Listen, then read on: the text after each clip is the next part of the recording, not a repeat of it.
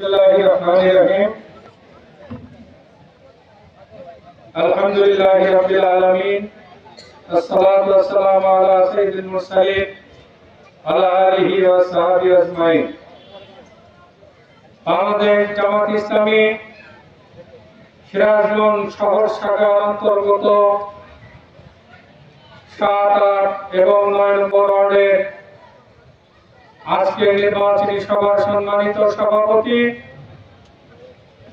মঞ্চে উপস্থিত রয়েছেন বিশেষ অতিথি হিসাবে বাংলাদেশ জামাত ইসলামী সিরাজগঞ্জ জেলা শাখার সংগ্রামী অ্যাসিস্ট্যান্ট সেক্রেটারি,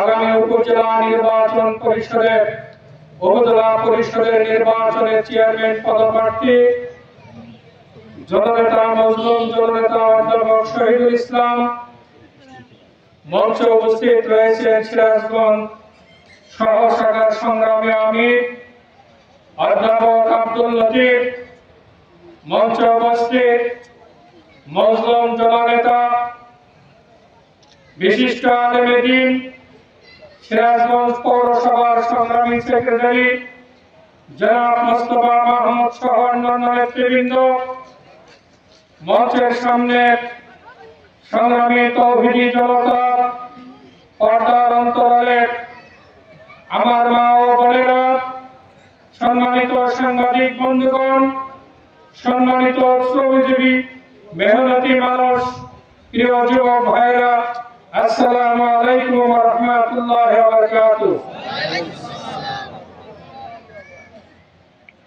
সংগ্রামী এলাকাবাসী, আপনারা ইতিমধ্যেই বিভিন্ন বক্তার কাছ থেকে বক্তব্য শুনেছেন।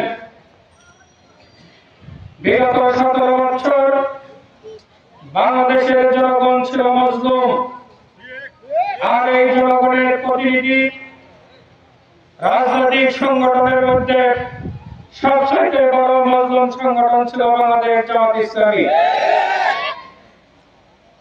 বাংলাদেশ জামাত ইসলামী এমন একটি রাজনৈতিক সংগঠন, সেই সংগঠনের নেতা কর্মীদের বিরুদ্ধে কোন চাঁদাবাজি, দুর্নীতি, খুন, ধর্ষণ, ডাকাতি, দখলদারিত্বের কোন অভিযোগ এখন পর্যন্ত আনতে পারে নাই। আজকে এই দলের নেতা কর্মীরা সম্পূর্ণভাবে অনৈতিক কাজ থেকে নিজেকে মুক্ত করে রেখেছে। এরপরেও বিগত 17 বছর কেন এই সংগঠনের নেতা কর্মীদের বিরুদ্ধে অত্যাচার, নির্যাতন? আপনারা জানেন, এদেশের জনগণ সবচেয়ে বেশি বৈষম্যের শিকার। ব্রিটিশ আমলে জমিদারদের দ্বারা বৈষম্যের শিকার হয়েছে। ব্রিটিশদের বিরুদ্ধে আন্দোলন করে পাকিস্তান নামক একটা রাষ্ট্র প্রতিষ্ঠা করেছিল। পূর্ব পাকিস্তান পশ্চিম পাকিস্তানের বৈষম্যের কারণে 1971 সালে এদেশের জনতা মহান স্বাধীনতা আন্দোলনের মধ্য দিয়ে পুনরায় দেশকে স্বাধীন করে। স্বাধীন 71 সালে হলেও এদেশের মানুষ বৈষম্যের শিকার থেকে নিষ্কৃতি পায় নাই। 1972 থেকে 75 তৎকালীন আওয়ামী লীগ সরকারের শাসনামল আপনারা সবাই জানেন। যেদিন 1 কেজি লবণ নিয়ে 1 কেজি চাউল হাট থেকে কিনে কেউ বাড়িতে বুঝতে পারত না। মানুষের জান মাল ইজ্জতের কোনো গ্যারান্টি ছিল না। লুটতরাজ, খুন নিত্য নৈমিত্য ব্যাপার হয়ে দাঁড়িয়েছিল। যেন স্বাধীন একটা দেশে খুনের মহারাজ্যে রূপান্তরিত হয়েছিল। হত্যা, খুন, লুণ্ঠন, ডাকাতি দেশ ছেয়ে গিয়েছিল। মানুষ অধিষ্ঠিত হয়ে সেই সরকারের উপর ঘৃণা এমন ভাবে চালিয়েছে, সরকারের প্রধানকে নির্মম ভাবে হত্যা করার পর ইন্নালিল্লাহ কেউ করে নাই। দেশের মানুষ পরিবর্তন চেয়েছে, আর একটি সরকার ক্ষমতা এসেছে। সেই সরকারের পরিবর্তন হয়ে স্বৈরশাসক এসেছে। ক্যান্টনমেন্ট থেকে শাসক এসে এদেশের মানুষকে মুক্তি দেওয়ার জন্য নানা প্রতিশ্রুতি দিয়েছে। কোন প্রতিশ্রুতি মানুষকে মুক্তি দিতে পারেনি। মানুষ যেভাবে বৈষম্যের শিকার ছিল, দেশের জনগণ সেই বৈষম্যের মধ্যেই ছিল। ক্যান্টনমেন্টের শাসন দ্বারা মানুষকে পিটিয়ে সোজা করা হয়েছে, ঠিক সেই ক্যান্টনমেন্টের শাসন মানুষকে মুক্তি দিতে পারে না, এই কথা ঠিক কিনা? তার বিরুদ্ধে জনগণ আন্দোলন শুরু করে দিল। 1990 সালের 6 ডিসেম্বর এক গণ অভ্যুত্থানের মধ্য দিয়ে স্বৈরশাসকের পতন হলো। বাংলাদেশে যখন স্বৈরশাসকের আবির্ভাব হয়, নির্বাচন বণ্টিত হয়, বাংলাদেশ জামাত ইসলামীর পক্ষ থেকে একটা করে ফর্মুলা দেওয়া হয়, যেই ফর্মুলা বাংলাদেশের কোন রাজনৈতিক দল বোঝে না। যখন বিপদে পড়ে তখন সেই ফর্মুলা ঠিকই বোঝে। 84 সালে জামাত ইসলামীর পক্ষ থেকে তত্ত্বাবধায়কের ফর্মুলা দেওয়া হয়েছিল, কোন রাজনৈতিক দল বোঝে নাই। এরশাদ সরকারের বিরুদ্ধে আন্দোলনের সময় তারা বুঝেছে তত্ত্বাবধায়কের অধীনে নির্বাচন দিতে হয়। তারই ভিত্তিতে সকল রাজনৈতিক দল ঐক্যমত পোষণ করে 1991 সালের জাতীয় সংসদ নির্বাচন বিচারপতি শাহাবুদ্দিনের অধীনে অনুষ্ঠিত হয়েছিল। বাংলাদেশের নির্বাচনের ইতিহাসে এটি ছিল একমাত্র গ্রহণযোগ্য নির্বাচন, করা ঠিক কিনা? আজকে সেই নির্বাচন বৈতরণী পার হওয়ার পর সেই তত্ত্বাবধায়ক সরকারের মধ্য দিয়ে 96 সালে আওয়ামী লীগ ক্ষমতায় এসেছিল। ক্ষমতায় এসে সেই 72 থেকে 75-এর চরিত্র তাদের মধ্যে যখন দেখা দিল, বাংলাদেশের ইসলামপন্থী এবং জাতীয়তাবাদী শক্তি তার বিরুদ্ধে আন্দোলন করে আমার তত্ত্বাবধায়কের মাধ্যমে 2001 সালে 4 দলীয় ঐক্যজোট ক্ষমতায় এসেছিল, কথা ঠিক কিনা? সেখানে জামাত তত্ত্বাবধায়ক সরকারের সংস্কারের মধ্য দিয়ে আধুনিকায়ন করার জন্য দাবি জানিয়েছিল। সেই সময় পরিবর্তন হয় নাই। আওয়ামী লীগ সরকার অনাকাঙ্ক্ষিত একটা আন্দোলন গঠন করে বাংলাদেশের মীর জাফর মঈনুদ্দিনকে ক্ষমতায় এসে ইন্ডিয়ার চক্রান্তে 2008 সালের 29 ডিসেম্বর নির্বাচনে আওয়ামী লীগকে ক্ষমতায় নিয়ে আসে, কথা ঠিক কিনা? তত্ত্বাবধায়ককে যখন কলঙ্কিত করছে তখন জামাতের পক্ষ থেকে পীরের পদ্ধতির নির্বাচনের দাবি জানানো হয়েছে। আজকে বিরোধী দলগুলো, রাজনৈতিক দলগুলো পীরের পদ্ধতি কি বুঝতেছেন না? আপনারা তত্ত্বাবধায়ক বলেন নাই, ভবিষ্যতে পীরের পদ্ধতিতে বুঝবেন। পীরের পদ্ধতি হচ্ছে জনগণের প্রত্যেকটা ভোটের মূল্যায়ন করে হচ্ছে পীরের পদ্ধতি। এই মূল্যায়নের মাধ্যমে বাংলাদেশের প্রত্যেকটা রাজনৈতিক দল সংসদে প্রতিনিধিত্ব করতে পারবে। এককভাবে কোন রাজনৈতিক দল ক্ষমতায় গিয়ে নিজেকে স্বৈরাচার হিসাবে প্রতিষ্ঠিত করতে পারবে না। বাংলাদেশের কোন রাজনৈতিক দল আবার স্বৈরাচারী ভূমিকা পালন করবে ক্ষমতায় গিয়ে, এটা কি বাংলাদেশের জনগণ চায়?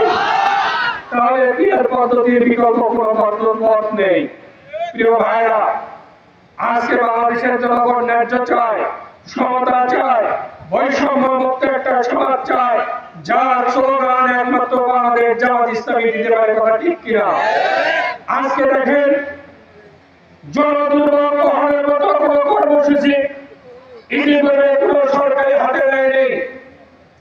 আজকে যে কোনো অঞ্চলে যাই, রাস্তাঘাট অনুন্নত, জলবদ্ধতায় দেখে মনে হয় পার্মানেন্ট বর্ষাকাল। বিশেষ করে এই অঞ্চল আজ 20 বছর 25 বছর অতিবাহিত হয়ে গেছে, অবকাঠামোগত দিক থেকে এই অঞ্চলের কোনো পরিবর্তন হয় নাই, হয়েছে। কিন্তু এই অঞ্চলে যারা নেতৃত্ব দিচ্ছেন বিভিন্ন সময়, তাদের ভাগ্য ঠিকই পরিবর্তন হয়েছে, কথা ঠিক কিনা? আজকে সিরাজগঞ্জের ঐতিহ্য ছিল দুইটা মিল, জোট মিল এবং সুতা মিল। তারা যদি ভাগ্যের পরিবর্তনের, মানুষের ভাগ্যের পরিবর্তনের জন্যই রাজনীতি করত, এই সিরাজগঞ্জের শিল্প অঞ্চল আরো উন্নত হতো। একটা জোট মিলের কাছে 10টা জোট মিল হতো, একটা সুতা কলের কাছে 20টা সুতা কল হতো। তারা জনগণের দিকে লক্ষ্য করে নাই, নিজেদের আখের গোছানোর জন্য যে সমস্ত কর্মসূচি হাতে নেওয়া দরকার তারা সেই কর্মসূচি নিচ্ছে, জনগণের ভাগ্যের পরিবর্তনের কোন কর্মসূচি নেয় নাই। আজকে জনদুর্ভোগের একটা নাম হচ্ছে চাঁদাবাজি। আজকে সমাজে ক্যান্সারের মতো, দাবানলের মতো হয়ে চলছে। আমরা যখন চাঁদাবাজের বিরুদ্ধে কথা বলি, একটা রাজনৈতিক দলের গায়ে আগুন ধরে। আমরা বলবো কেন আপনাদের গায়ে কেন আগুন ধরবে? এরা এমন একটা গ্রুপ যারা প্রত্যেক সরকারের আমলে সক্রিয় থাকে। আপনাদেরকে বলবো, আপনারা এদেরকে প্রশ্রয় দেবেন না। আমরা এদের প্রশ্রয় দেই না, আপনারা এদেরকে প্রশ্রয় দিবেন না। আপনাদের গায়ে মাথার কোনো প্রয়োজন নাই। অনাকাঙ্ক্ষিতভাবে এই সমস্ত বিষয় নিয়ে রাজনৈতিক ময়দানে উত্তেজনা তৈরি করার চেষ্টা করবেন না। আমরা দেখতে পাচ্ছি বিভিন্ন জায়গায় আমাদের নেতা কর্মীদেরকে হুমকি দেওয়া হচ্ছে, ধমকি দেওয়া হচ্ছে। বিভিন্ন জায়গায় ছোটখাটো প্রোগ্রামে তাদেরকে বাধা দেওয়া হচ্ছে। আজকে একজন নেতার নির্দেশে যে 14টা বছর হোসেনপুরা মসজিদে দক্ষতার সাথে মেরামতি করেছে, আজকে একজন নেতার নির্দেশে তাকে সেই কমিটি মেরামতি থেকে বহিষ্কার করেছে। এগুলো রাজনীতিক আশ্বাসনী সংকেত। আমরা চাই না এগুলোর দ্বারা রাজনীতির মাঝে উত্তপ্ত পরিবেশ তৈরি হোক। প্রিয় ভাইয়েরা, আমরা চাই না আপনারা এমন লোকদেরকে প্রশ্রয় দেন যারা চাঁদাবাজি করবে, দুর্নীতি করবে, সন্ত্রাস করবে, দখলদারিত্ব করবে। এগুলো থেকে আপনারা নিজেদেরকে মুক্ত করে বাংলাদেশের জনগণ স্বাচ্ছন্দ্যে বসবাস করতে পারবে। কথা ঠিক কিনা? পারবেন না, কারণ এটা আপনাদের মর্যাদাগত বিষয়। আজকে বাংলাদেশ জামাত ইসলামী যদি ক্ষমতায় আসে, জনগণ যদি বাংলাদেশ জামাত ইসলামীর উপরে ক্ষমতা অর্পণ করে, আমি আমার ডক্টর শফিকুর রহমানের বক্তব্য, আমরা জনগণের শাসক হব না, খাদেম হব। দেশের টাকা যেভাবে অতীতে লুটপাট হয়েছে, যেভাবে দুর্নীতি ছড়ানো হয়েছে, দেশের টাকা যেভাবে পাচার হয়েছে, শুধুমাত্র যদি এই পাচার রোধ করা যেত, বাংলাদেশের মানুষের ভাগ্যের পরিবর্তন করা সম্ভব হলো। করা দেখি না। আজকে এসালম গ্রুপ শুধুমাত্র ইসলামী ব্যাংক থেকে যে পরিমাণ টাকা লুট করে বিদেশে পাচার করেছে, সেই টাকা দিয়ে বাংলাদেশের যুব সমাজের কর্মসংস্থানের ব্যবস্থা করা যেত, বেকারের কর্মসংস্থানের ব্যবস্থা করা যেত, দরিদ্র অসহায় পঙ্গ মানুষের ভাতা নিশ্চিত করা যেত, বিধবা ভাতা নিশ্চিত করা যেত। কাউকে খয়রাতি দিয়ে বেঁচে থাকতে হতো না, সবাই স্বাবলম্বী হতো। কথা ঠিক কিনা? তার এই কাজগুলো কারা করেছে? সরকারের ছাত্র ছাই করছে না? কোন সরকারকে এটার প্রতিরোধ করতে পারছে? বিএনপির আমলেও দুর্নীতির মামলা হয়েছে বিএনপির এমপি মন্ত্রীদের বিরুদ্ধে। সেই সময় তো জামাতের এমপি মন্ত্রী ছিল, তাদের বিরুদ্ধে কি কোনো দুর্নীতির মামলা হয়েছে? আমাদের দুইজন মন্ত্রী ছিলেন শহীদ আমিরে জামাত মাওলানা মতিউর রহমান নিজামী, শহীদ সেক্রেটারি জেনারেল আলী হাসান মোহাম্মদ মুজাহিদ, মঈনুদ্দিন ফখরুদ্দিনের আমলে তাদের বিরুদ্ধে দূরবীন দিয়ে দুর্নীতির অনুসন্ধান করেছে।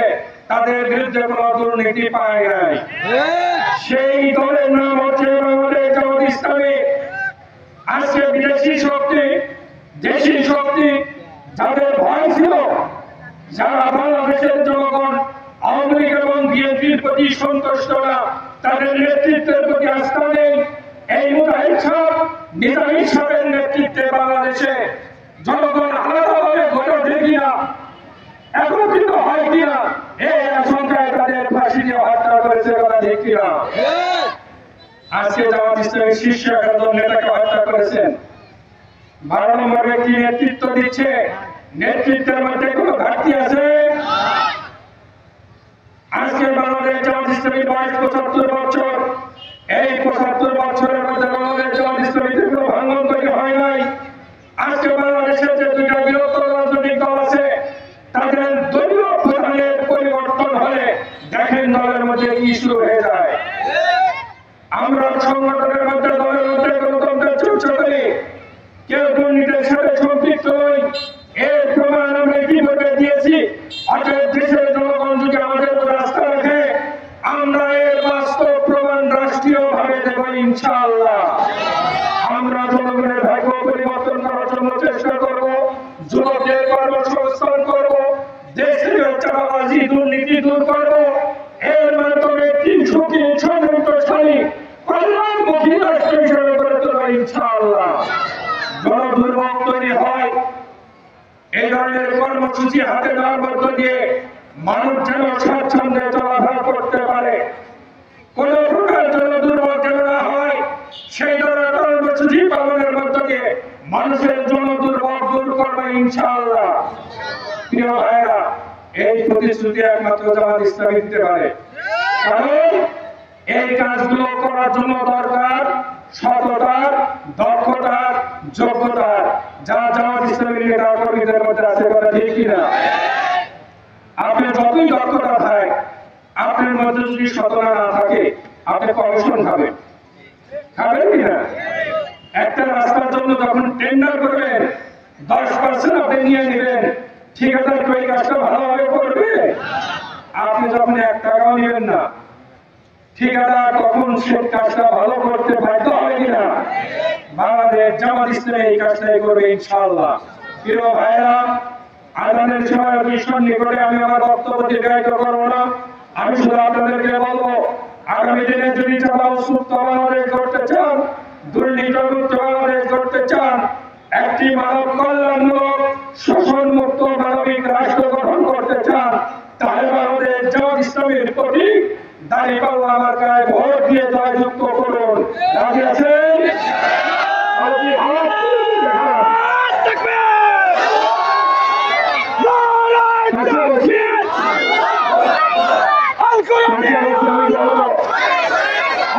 হুমকি দিচ্ছেন তারা ভোট কেড়ে নেবে, আপনারা কি ভোট কেড়ে নিতে দিবেন? বিগত 17 বছর ভোট দিতে পারেন নাই, আর ওই যে নির্বাচন হবে সেই নির্বাচনে আপনার ভোট আপনি দিবেন। কেউ দখলদারিত্ব করতে আসলে, ভোট কাটতে আসলে উপযুক্ত জবাব দেওয়ার আহ্বান জানিয়ে আমি আমার বক্তব্য এখানে শেষ করছি। সকলকে ধন্যবাদ। বাংলাদেশ জিন্দাবাদ, বাংলাদেশ জামাত ইসলামী জিন্দাবাদ। আসসালামু আলাইকুম ওয়া রাহমাতুল্লাহি ওয়া বারাকাতুহু।